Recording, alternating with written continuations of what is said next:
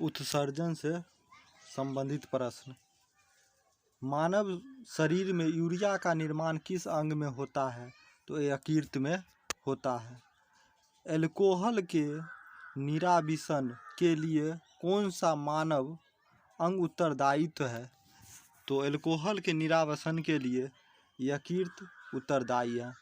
मनुष्य के शरीर में खून के शुद्धिकरण की प्रक्रिया को क्या कहते हैं? तो रक्त अपोहन कहते हैं।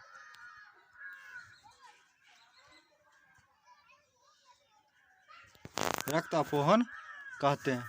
अगला क्वेश्चन है,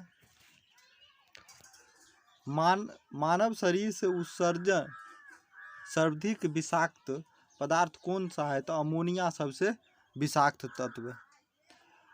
मूत्र की मात्रा का नियंत्रित करता है तो एडीएच एवं एल्डोस्टेरोन नियंत्रित करता है।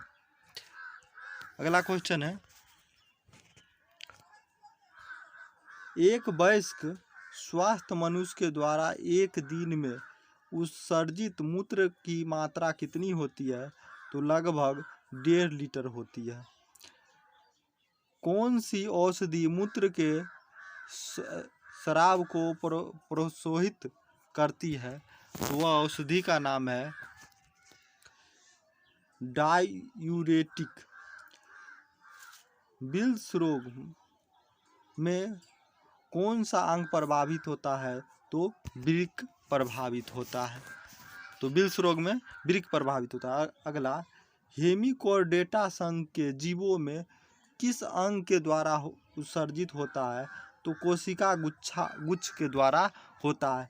गुर्दे की क्रियात्मक इकाई क्या है? तो गुर्दे की क्रियात्मक इकाई नेफ्रॉन है।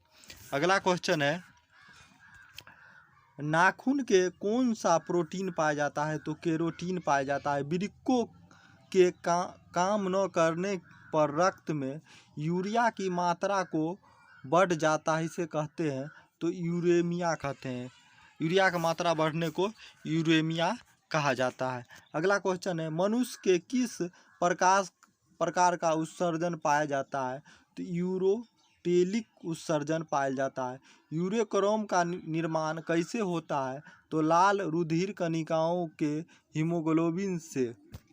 अगला क्वेश्चन है, वृक्क से प्रति मिनट औसत कितना रक्त प्रवाहित होती है? तो 1 से 1.2 लीटर प्रति मीटर। वृक्क नलिकाओं के दूरस्थ कुंडलित भाग से मुख्यतः किसका पुनरावशोषण होता है? तो वह पुनरावशोषण होता है सोडियम क्लोराइड का।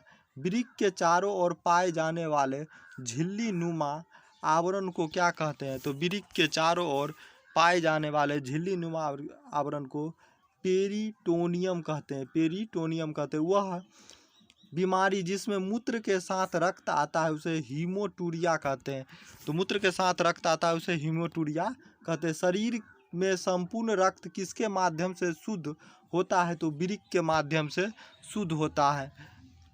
जलीय प्राणी में नाइट्रोजन के विनिमय से उत्सर्जित होता है तो अमोनिया उत्सर्जित होता है। अगला क्वेश्चन है, गठिया रोग का क्या कारण है? तो रक्त में प्रवाह यूरिक एसिड का सोडियम यूरेट के क्रिस्टलों के रूप में जोड़ों में एकत्रित होना। आमाशय के दीवार के पेशीय संकुचन कहलाता है तो पेरिस्टालिसिस कहलाता है। दोस्तों, ये थे